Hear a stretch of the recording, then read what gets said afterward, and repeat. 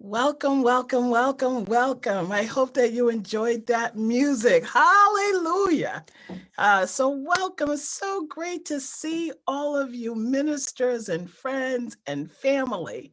Thank you so much for joining us for this exciting event, the launch of Michael Harvey's newly released book, Attempts at Light. Most of you know me. My name is Cheryl Harris. I'm a retired pastor now, and currently the president of the Conference of Baptist Ministers. I see so many familiar faces, really wonderful.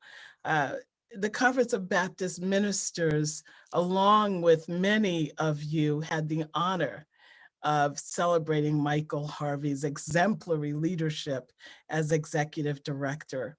And in deep gratitude, we are still connected with Michael and still pray for him since his retirement in June.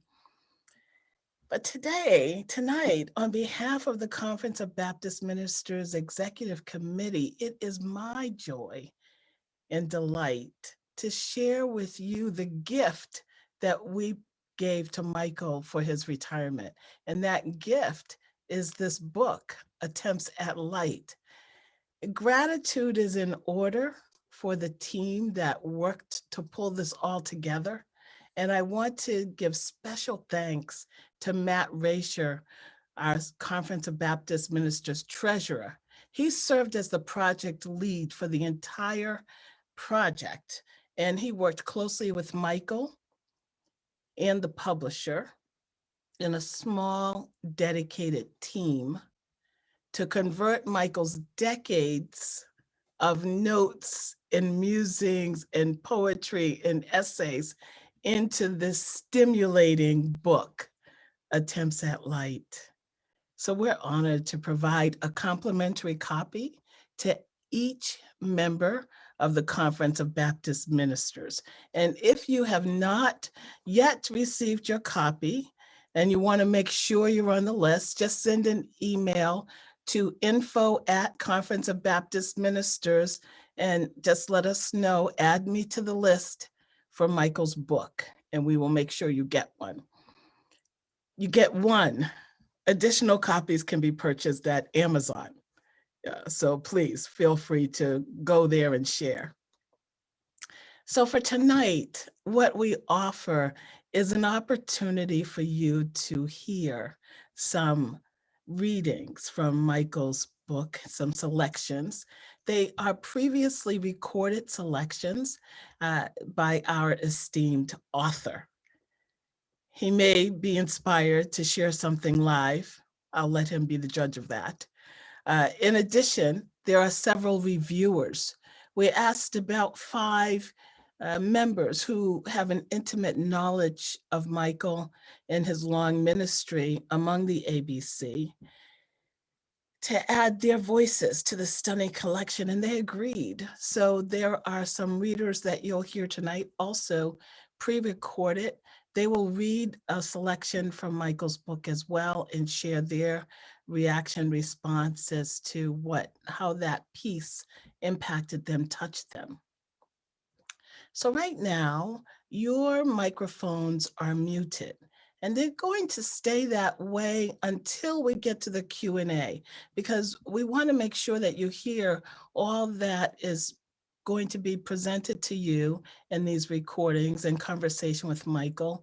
But at the Q&A session, we're going to open it up and we can just have at it and have a wonderful, engaged, animated conversation, as much as Zoom will allow. So that's what we've got in store: some reading, some conversation, a continual plug for the book, and opportunity for us to have a chat.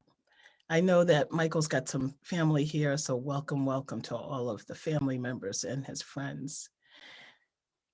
We're also live streaming right now on Facebook, and we will subsequently, by tomorrow, upload this to YouTube.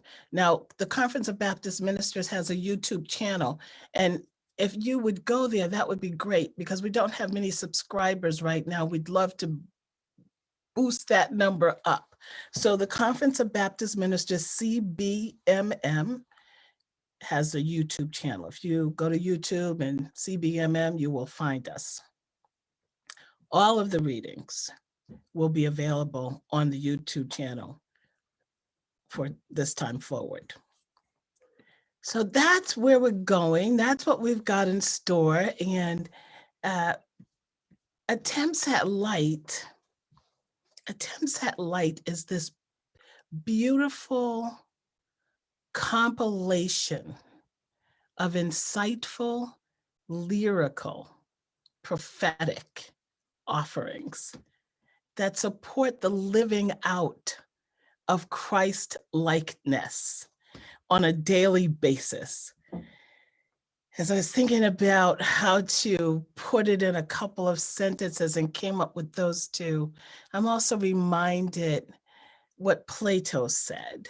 He said that the spiritual eyesight improves as the physical eyesight declines. So I think that we can all attest to what happens as we live decade after decade. And what I think you'll find as you hear these readings is that Michael's spiritual insight is deep and long and heartfelt. Upon sharing his reason for writing Attempts at Light, Michael says this: "This is what I would like the church to become. Each person a soloist in her or his own right, to each one bringing his or her solo gift and experience together with others to create something new and beautiful." I think that's what we will experience tonight. Something new and beautiful. And Michael, before we go to some readings, I wanted to just ask you if you would tell us, when you write a poem, when you write an essay, how does it start? Where does it come from? What is that inclination to you that you're going to write something? Well, I read widely and I enjoy conversation. So something sometimes strikes me that someone says or in something that I read.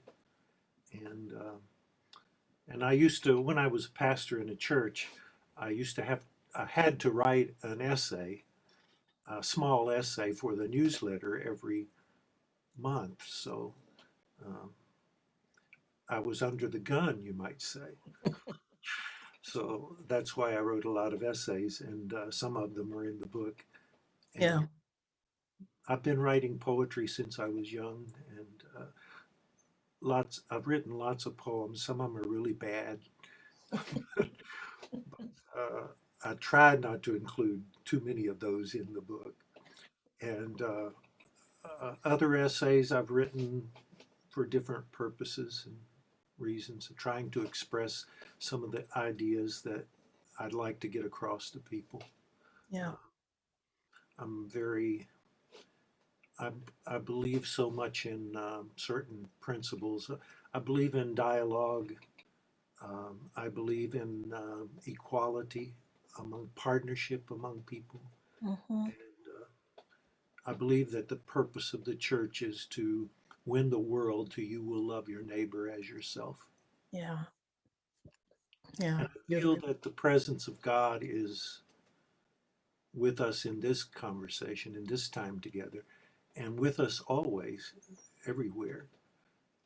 I love that passage where the veil of the temple was rent in two from top to bottom, and it's the sense that uh, God does not dwell in the holy of holies or in a temple or a church building, but God is out in the world among us, and I like to express my understanding of that, however limited it is. Yeah. Yeah. Yeah. Your version of putting the gospel into work clothes. So let us prepare to listen to three renderings from Michael And we'll do them one at a time. Matt is behind the scenes coordinating all of the technology for us. Thank you, Matt. So this first piece written by Michael is titled The Wounded and Risen Jesus. The Wounded and Risen Jesus.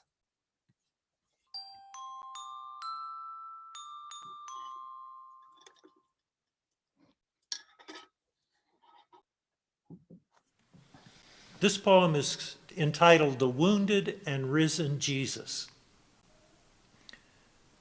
The wounded and risen Jesus has left the building. He comes into your upper room and shelters in place with you. The wounded and risen Jesus comes to you workers in the grocery store, in the pharmacy, and even at the drive-thru. The wounded and risen Jesus comes to you in the hospital ICU, to you aides and janitors, nurses and doctors. The wounded and risen Jesus knows your risks and feels your concern for the sick. The wounded and risen Jesus enters the isolation where you lie on white beds with tubes in your noses and masks covering your heads.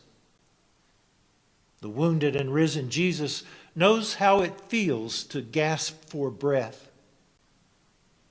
The wounded and risen Jesus knows death. The wounded and risen Jesus knows what it is like to feel alone. He cried out with you, my God, why have you forsaken me?" You are not alone.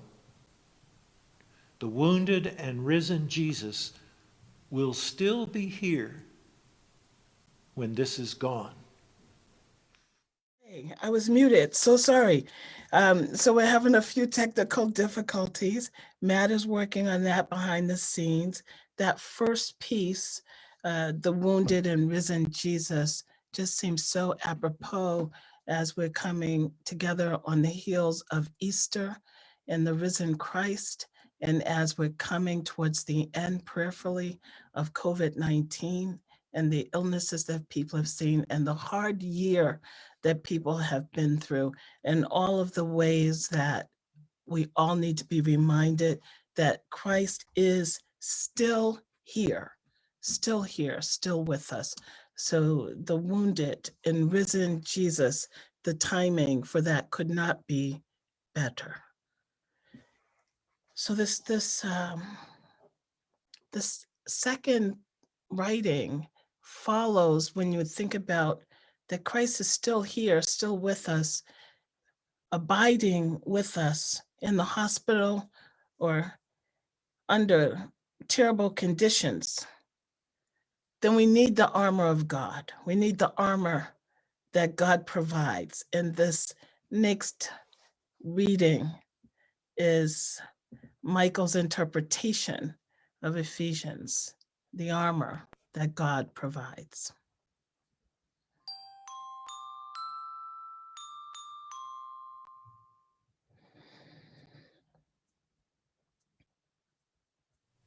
The armor God provides.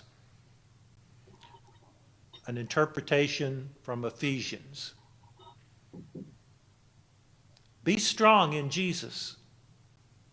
Feel the strength of Jesus' power.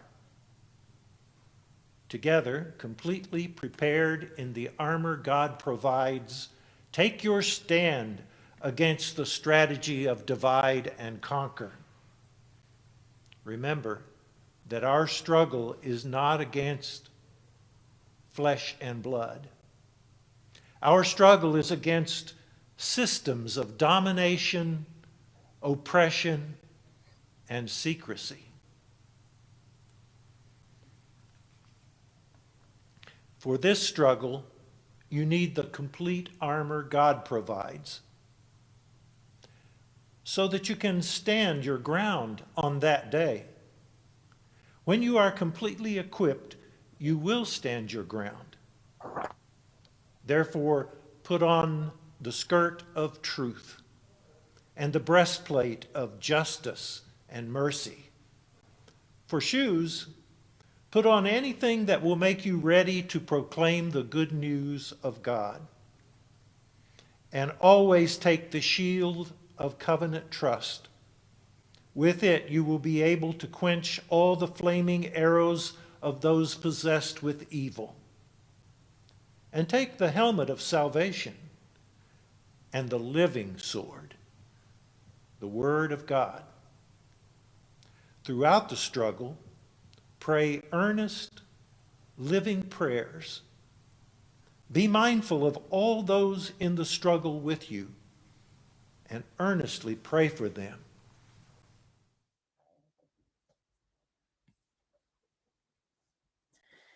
In addition to putting on this armor that God provides, we are reminded to pray for, with, among one another. And as I think about what Michael said in the beginning, how we are here for each other, that we are here to take care of each other. This opportunity, this reminder that this armor makes it possible for us to do so, to endure. So I want to encourage you to think about how that poem meets you. Where does that poem meet you? What comes up for you as you think about the armor God provides and how you pray and for whom you pray? Those who agree, those who disagree, those who are like, those who are unlike. Do you just make distinctions? Do we withhold some love? Do we share it widely and broadly with this armor that God provides? The third reading that Michael will offer in this pre-selection is Calvary. Calvary. It's a shorter poem.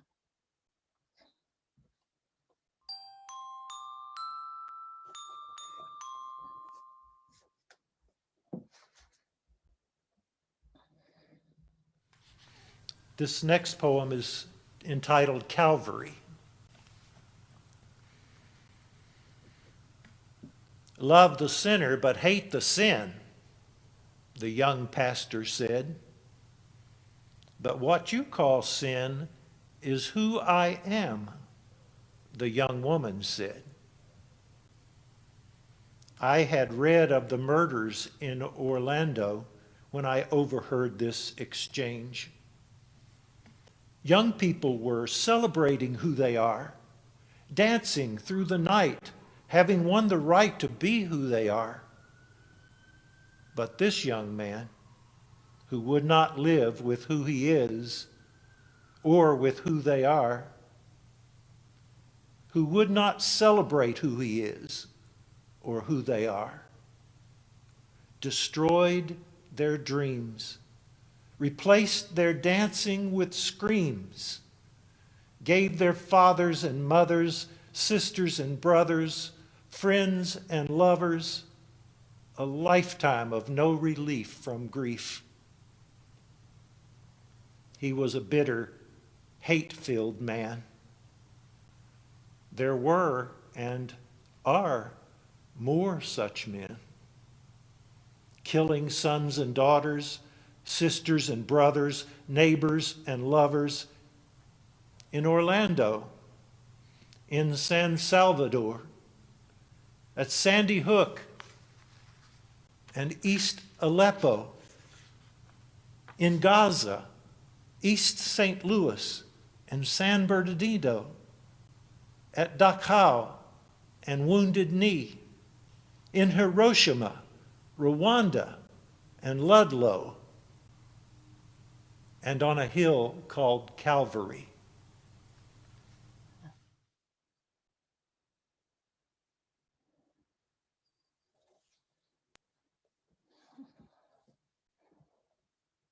It's that kind of reading that you just want to sit still for a moment. Let it just sink in. Just take it in and link and connect to those lives that are lost needlessly the innocence that's stolen. And rejoice in Michael's ability to name truthfully where the evil resides.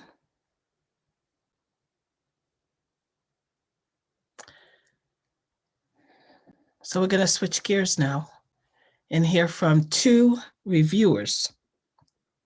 The first one is the Reverend Mary Day Miller, the Executive Minister of TABCOM, and she chose The Christian's Secret to a Happy Life as the writing that she would reflect on and share.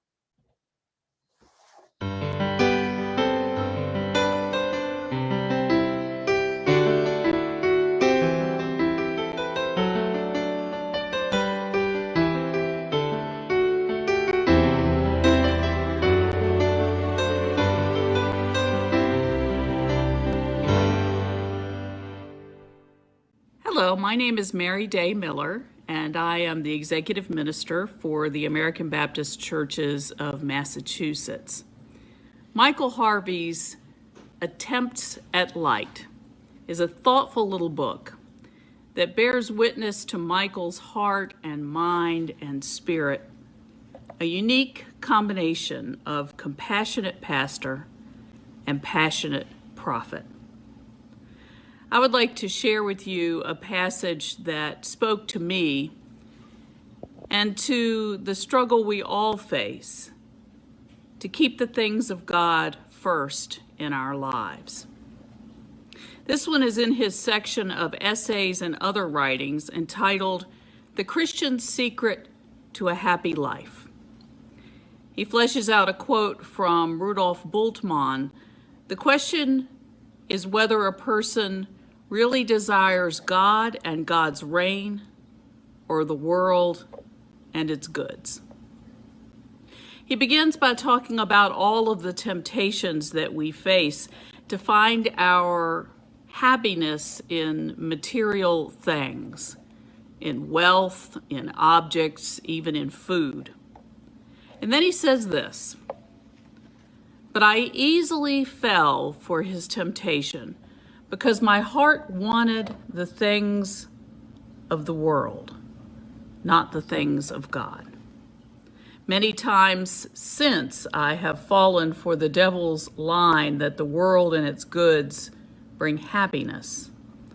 I have fallen for it, even though experience tells me that it is wrong. What brings happiness? The happiest times in my life are those when the desire of my heart is for God and for God's reign. It is against everything the world says, but when I deny myself and take up my cross and follow Jesus, I am happy. When I lose myself for Jesus and for God's reign, I find myself. But when I seek to gain the world and its goods, I lose my own soul." The beauty of this essay is in its simplicity and authenticity. He identifies a struggle that we all face. I was especially touched by his story of a pastor who told him that his efforts to turn his heart and mind to the things of God represented legalistic works righteousness. He shares that I fell easily for his temptation because my heart wanted the things of the world, not the things of God. We've all been there. But if we are blessed, we will also have experienced the beautiful feeling that he describes when he asked himself, how do I relate this to Jesus in his daily life? I invite you to see the video description below for more information on how to purchase copies for yourself and for your friends. And if you're a member of the Conference of Baptist Ministers in Massachusetts, there are instructions there on how to receive your complimentary copy. This little book will challenge you to new perspectives, even as you experience the groundedness of this authentic man of God.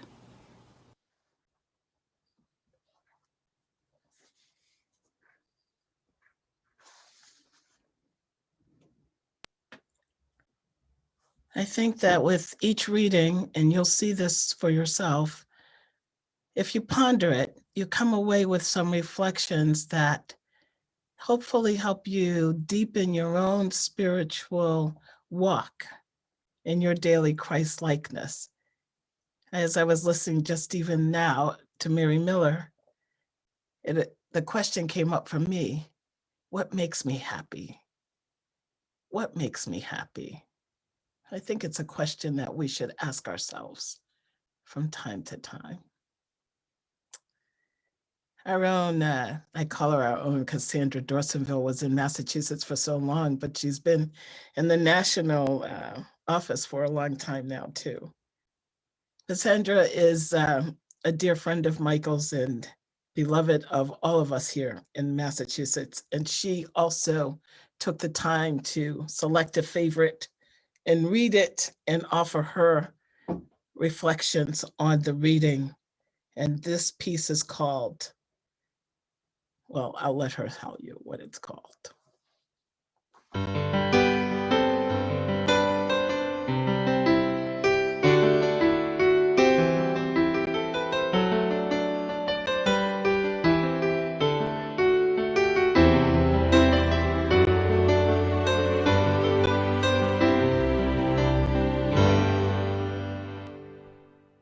Hello, my name is Cassandra Dawsonville. I am the Director for Short-Term Mission at International Ministries. Michael Harvey's Attempts at Light is a compilation of decades of original poems and writings for all of us, children of God. All are invited at this reading table, fit for kings and queens, Gentiles and Jews, ordinary and extraordinary servants wearing sandals or high heels. I would like to share with you a passage that reminded me of an African proverb, I am because we are, and the interconnectedness of lives. I'm referring to the poem entitled, Sit Down in This Circle, located on page 57. Here it goes. Sit down in this circle. Look at the faces looking at your face. Listen to the voices listening to your voice. Say what is on your mind. Find the time to be in this circle. Tell your story as a part of our stories. Laugh and cry at our stories. While we laugh and cry at your stories, ask questions that do not have answers. Hear our answers. Sit down in this safe and dangerous circle. Hear and be heard. The invitation that we feel and read throughout this poem is a genuine one. God created the human race in God's image. In light of that creation, the interlocking, interweaving of everyone has a certain intentionality we hear through all verses. It is an invitation that not only comes from the emotional part of our beings, but from the intellectual and spiritual parts. This poem for me invites us, invites me, invites you to be equal from the east, west, north, and south, to be seen, to be heard, and accompanied. As I read this poem, and as you will read as well, we see an intentional breaking down of all isms. The walls of privilege and borders are not thought of. The symbolism that a circle represents is lived through all the action verbs like sit, look, listen, tell, laugh. Those are unifying words and not polarizing words. Sit down in this circle conveys the ethos of agape love from God to humanity and from the human race to one another. We embrace the proverb, I am because we are. You will be deeply blessed by this poem.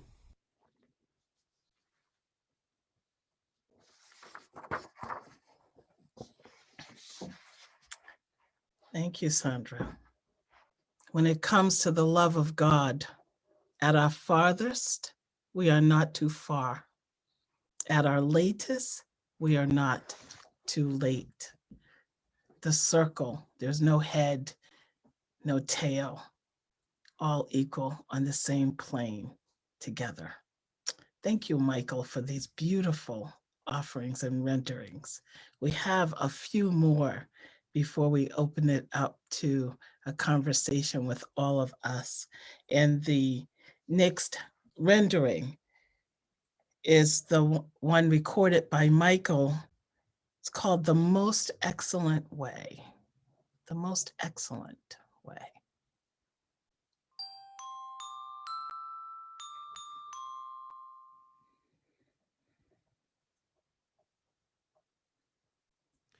The most excellent way. A paraphrase from the Apostle Paul. I will reveal to you the most excellent way.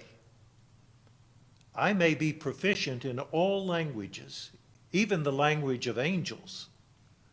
But if I do not have love, I am banging on a can or babbling. I may have interpretive powers, understanding the mysteries of life, and possessing encyclopedic knowledge. I may have the faith that removes mountains, but if I do not have love, I am nothing. Love waits. Love is empathic. Love does not envy or brag. Love is not self-absorbed or snarky. Love walks humbly in the world. Love is not touchy or resentful. Love does not rejoice in destructive behavior.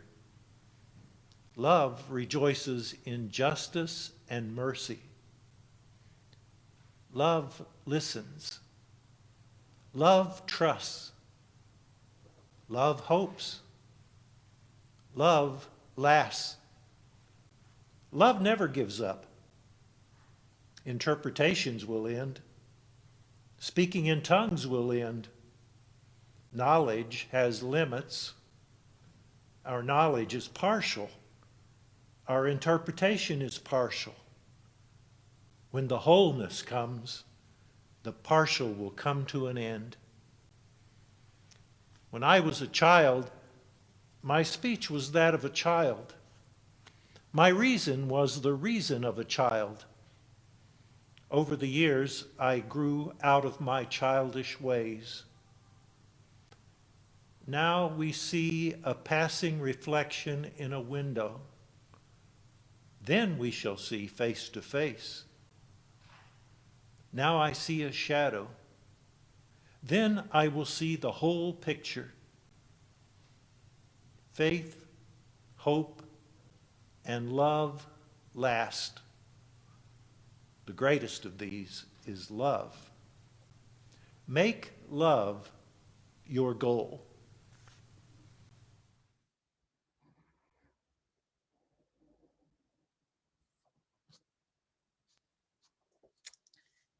Don't you just want to sing, all we need is love? All we need is love. All we need is love. This Reverend Hughes is one of the reviewers, and he took a piece and read into it and shares his reflections on this rendering that he offers to us now.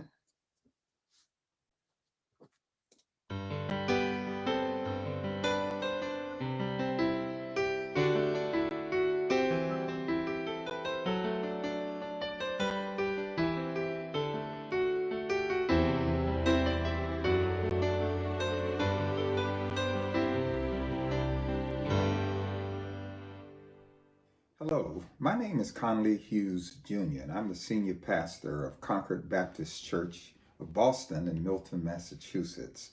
Michael Harvey's attempts at Light is the most compelling statement I have read in recent years. It clearly and candidly addresses our human strivings and how our Christian faith brings clarity to the issues we face in life. I would like to share with you a passage that describes how Michael Harvey's rich and succinct language pierces the heart, the soul, and instructs our innermost thoughts. Now, from the engaging section in his book, Attempts at Light, um, titled Essays and Writings, there's a wonderful entry that resonates with us. It's titled Dialogue as Prayer. Let me read it. God is present. Jesus is the center. The Spirit of God is upon each of us. We claim the two great instructions of the Bible. You will love God with all your heart, soul, mind, and strength.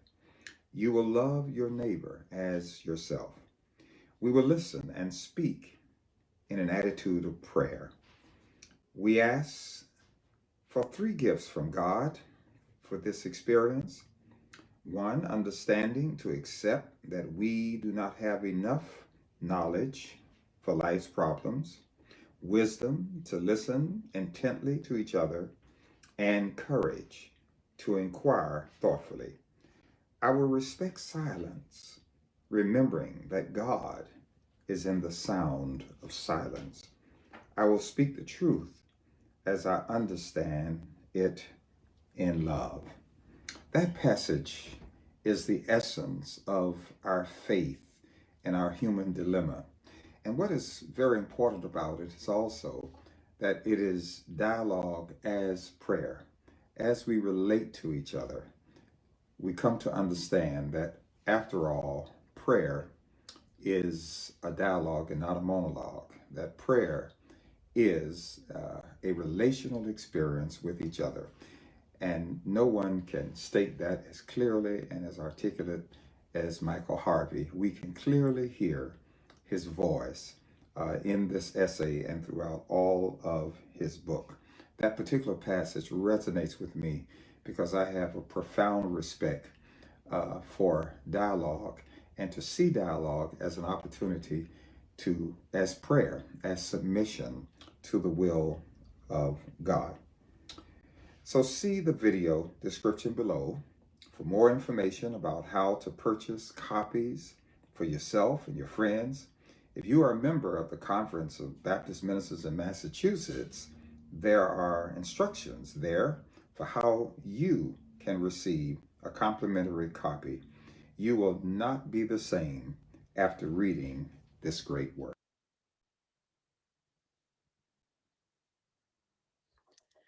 Speak truth as I understand it in love. His final offering, many of you might know Michael's a music lover, and jazz is right there in his genre of music that he loves. So this final piece is called That's Righteous, and you'll understand why.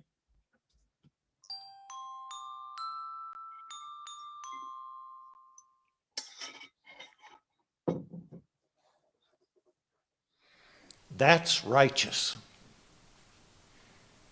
When I lived in Chicago, my son came home from college and asked me to go with him to the Green Mill in Uptown to listen to an improvisational jazz band. A friend of his was playing tenor saxophone in the band.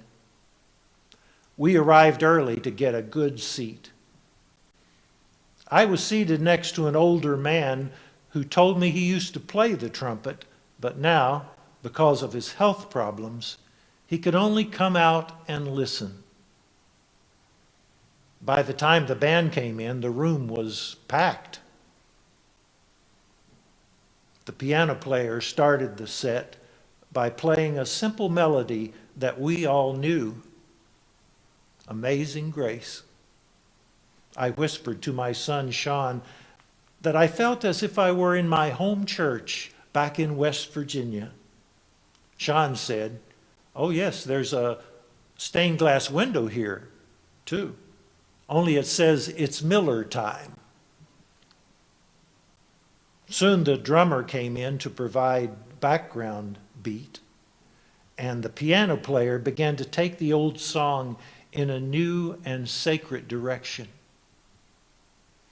And then the muted trumpet, the guitar, and the tenor saxophone, they joined in the mix. There was no sheet music.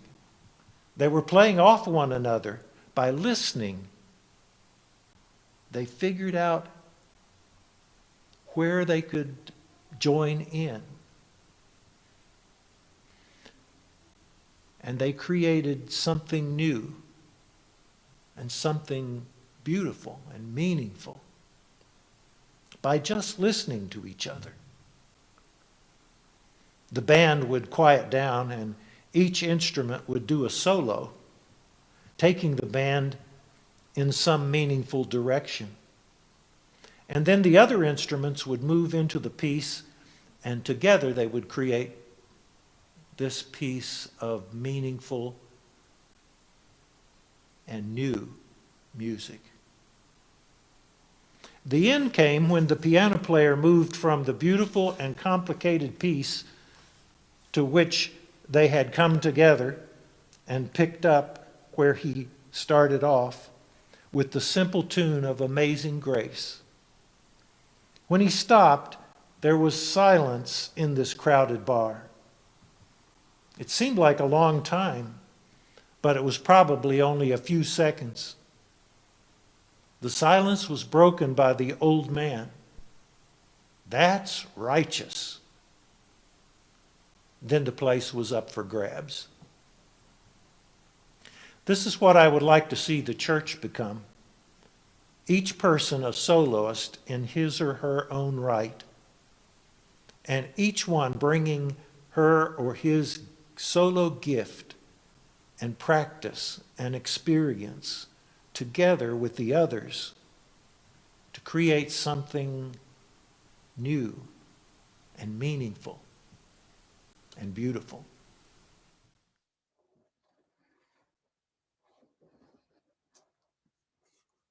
Amen belongs right there. Nothing else to say. We're going to unmute you now and give you.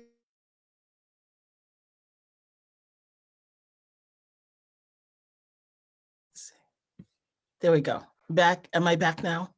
Yeah, we're going to unmute you now and give you an opportunity to share what might have touched your heart, what might have hit you as beautiful or new or meaningful, or whatever you want to share. And I presume that everyone knows how to use Zoom, and I think it'd be best if you raise your hand or use the reaction key so I can call on you so we don't have a collision in Zoom and cancel each other out.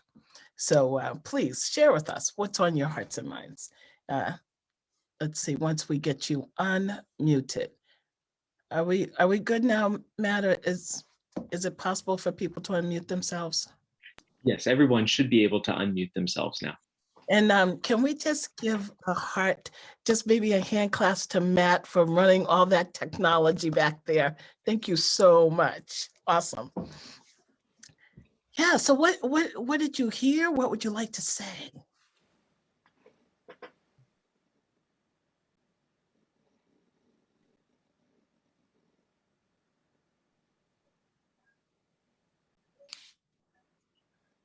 Yeah, Pat, please. Just a simple thought.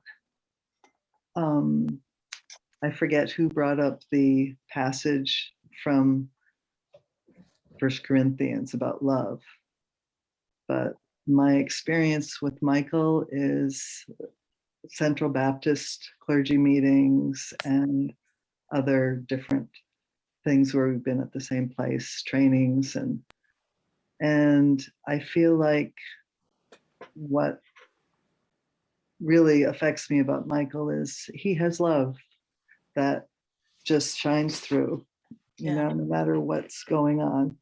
Yeah. And I really appreciate that. Yeah, Pat, I think so. It comes through. His heart is on the page there.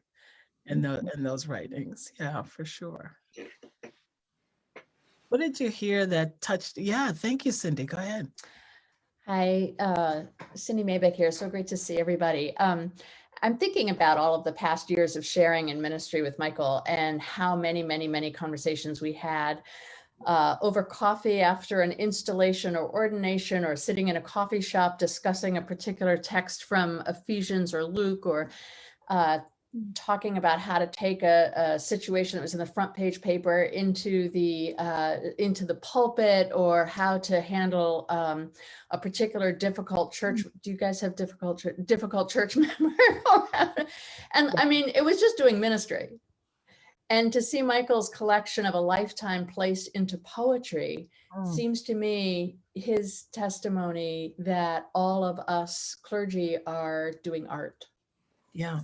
Beautiful. And it's just lovely to think about all of our engagement with the love of Christ and all of the complexity of local church and wider church.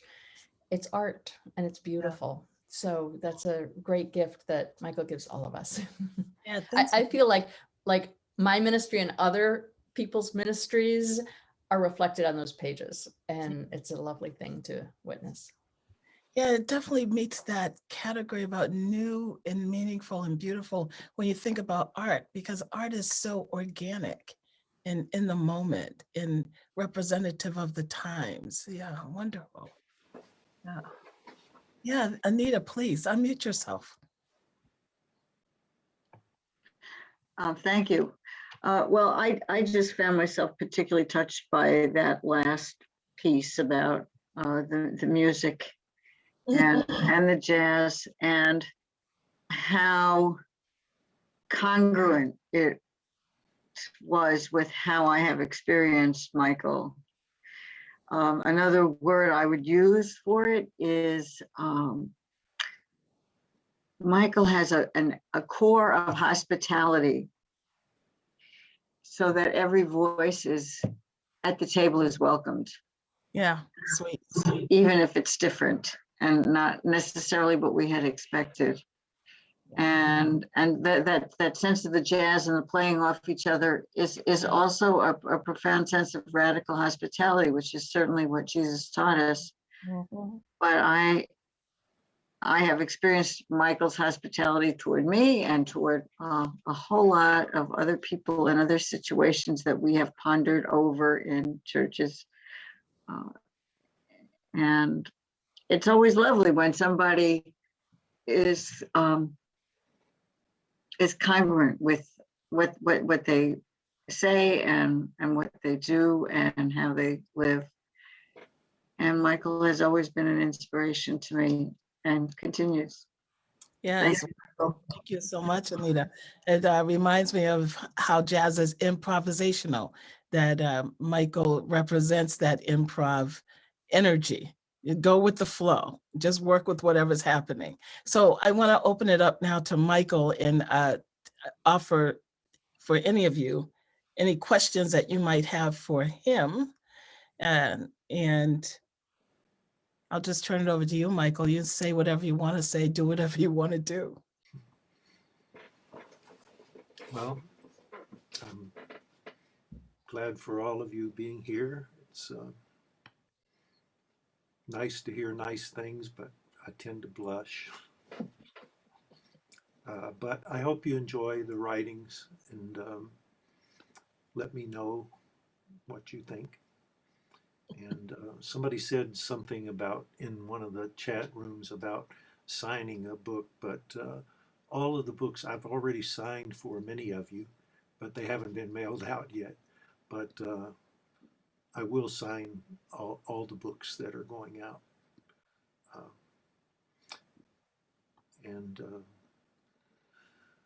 Oh, it's just nice. This is a great arrangement.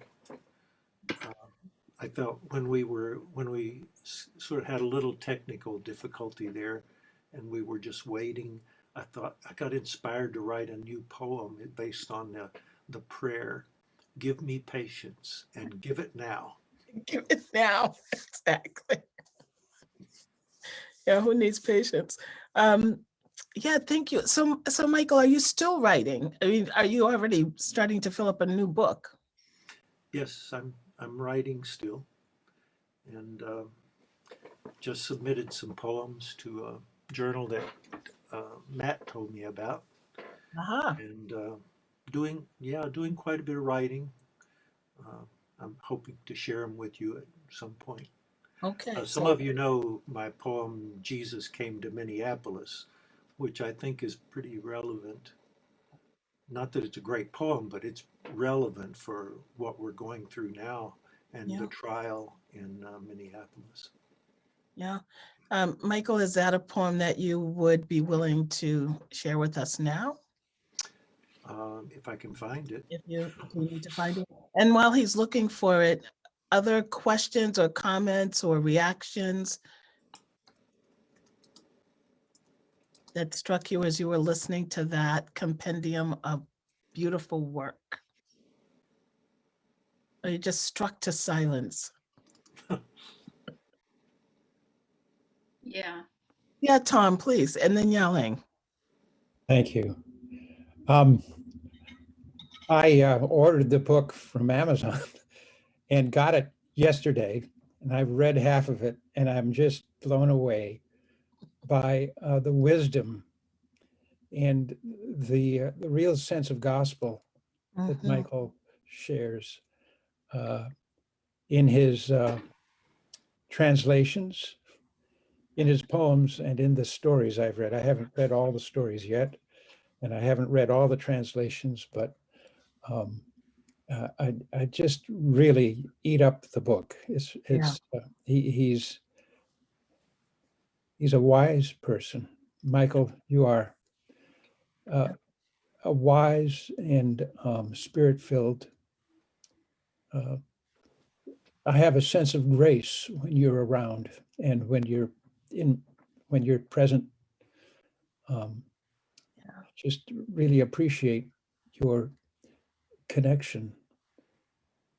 Yeah, thank you, Tom. That his courage comes through, I think, when you read in The Armor God Provides, he starts talking about the skirt as a way, a nod to indicate inclusion. Or when you're listening to Calvary, where he's talking about Orlando and the massacre of those LGBTQ plus persons, the courage of saying the things that are often not so popular or can be viewed as controversial within our denominations and our church communities. I'm just so grateful and appreciative of modeling leadership in that way with those courageous offerings and renderings, and that I think Anita said radical hospitality, that large embrace of all of God's people that is manifested in these writings. Yeah. I particularly liked his essay, "The Power of Negative Thinking." Mhm. Did I get the title right, Michael? Yes, you did. Yeah. Yeah. Yeah. Thanks so much, Tom. Yao Lang, you wanted to say something. Oh, I just want to make Michael blush even more. But then I think as time is drawing to a close, I just be quick. There are so many lines just by listening to it, really absorbed me. I know it's distilled from Michael's whole lifelong of ministry. I can imagine myself reading this book again and again, because there are just so much wisdom, and I can reflect on. Yeah. Yeah. Like God is in the sound of silence. I stop there. Thank you, Yao Lang. I mean, there's so much sermon material, right? I mean, so often I think about, as a pastor, Sunday is coming like Jaws. It's like da-doom, da-doom, Sunday's coming. You've got to have a sermon. And there's a lot of sermon material in the book. And I give you permission to use whatever you want. With attribution, though. We use attribution. Yes, Christine. Yes. This is the poem, "Jesus Came to Minneapolis." Okay, hold on just a moment before you do, Michael. Let's hear from Christine, and then we'll hear the poem. Okay, Yes, sure. go ahead, Christine. Hi, everyone. I think it's so great to be here. And I got the book. Michael sent it to me a few weeks ago, and I'm just so happy to know you, Michael, and to be able to come into contact with you in our various different spheres where we meet. And I had mentioned at one of our clergy meetings recently that I had started writing poetry again after a long time of not. I hadn't written poetry since I was in junior high. And Michael reached out to me and he said, "Oh, I'd like to see some of your poems." And I sent him some things, and he sent me back some commentary and some um, encouragement. And that was just so meaningful to me. And that's just the kind of person he is. To take the time out to reach out and encourage somebody else is really important. And so I'm going to have this. I try to have like coffee every morning with something spiritual when I'm having my morning coffee. And so this is going to be my morning coffee companion for the next few weeks or months anyway, as I work my way through, because I want to savor it. I want to go nice and That's slow. terrific. That's Yeah. wonderful. Thank you, Christine. All right, Michael, we're ready to hear something that's not in the book, but as one of your offerings. Okay.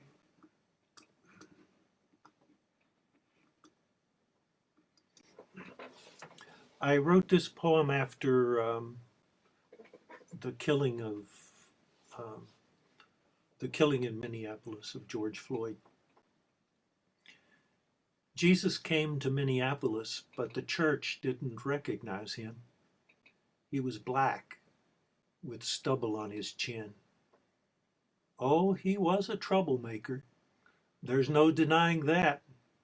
He believed in turning over statues, scattering coins, and going to bat for those not invested in NASDAQ or Wall Street or Bank of America or anything else of America except the poor and the black. He said, all God's investments are in the poor. If invited, he did darken the door of those who considered themselves the best, but he did not let them rest, but told them firmly they had little chance of knowing God. Of course, Jesus was odd, but he drew crowds, and when they heard him speak, they were enraged at the way of the proud. The police don't like Jesus, nor do the priests or politicians, nor almost anyone in a suit and tie. They don't say it out loud, but they want to see him die. So they lynched him in Minneapolis and shot him in St. Paul. They laughed when he would call for air or for his mother. They let him smother. Jesus likes to run in the coolness of the day. With all the personal attacks, running helps him relax. But when you're Jesus, you can only run so far before someone drives up in a truck or car and tries to kill the God you are. Jesus breaks their rules. The rulers take him for a fool.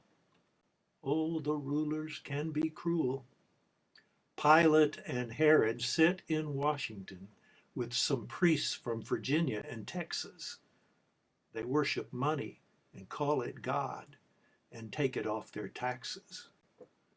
Jesus is on the street with tear gas in his eyes and a cardboard sign that reads, Black Lives Matter. A nice white woman yells, all lives matter.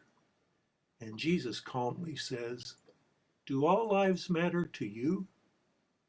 She doesn't have a clue. Jesus goes down to the border.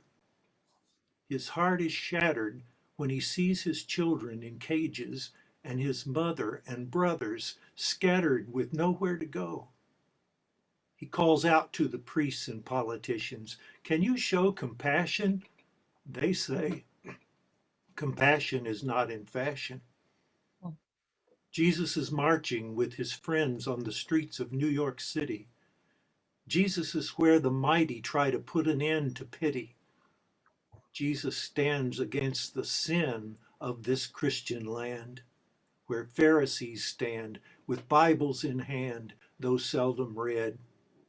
Jesus is hanging out with the persecuted, the imprisoned, and the dead.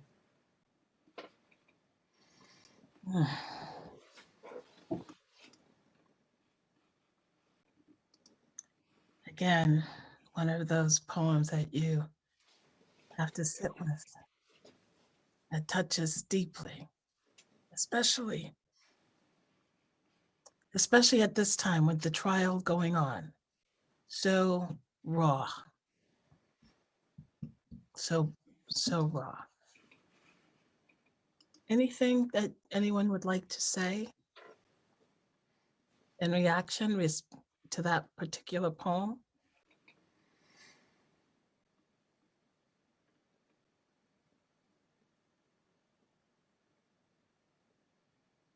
Yeah, Carlotta.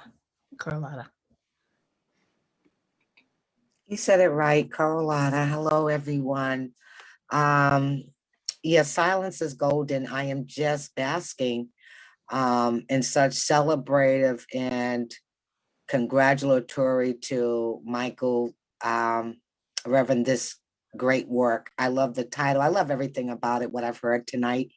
I mentioned in comments, I can't wait to get my copy.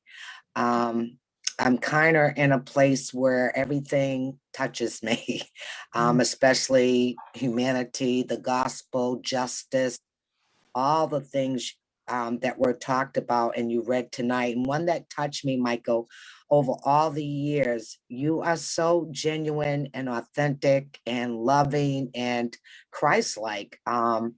You're such an example to ministry and to helping and connecting and showing compassion, and not just in word, but in deed. Whether I've seen you at an installation or at a church, and I go back many, many years, and I call you my friend. I called you my brother, and you have just been taken to a place to really graciously. It is amazing what God is doing in your life through this work, because when you said Jesus left the building, not many can say that.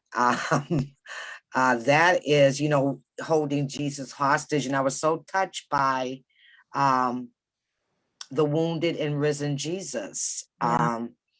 You always take yourself out the picture to decrease and let God use you in such a humble but profound and prophetic. I don't think you realize the gift that you have been to the body of Christ. I've seen you operate in so many astounding and against lots of opposition and hostility, and come out just celebrative and gracious, and just share everything, your heart and soul of your gift with others. And I thank God that he sent you in my path, because I have reached out and you never once denied, rejected, or told me no.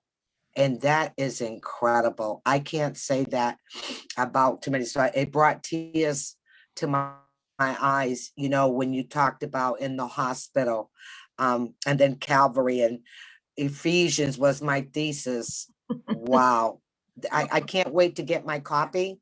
So I want to thank you for giving me still some more, that I can always use this great resource. Reverend Michael Harvey, you're such a blessing. You're such a great resource, and don't blush.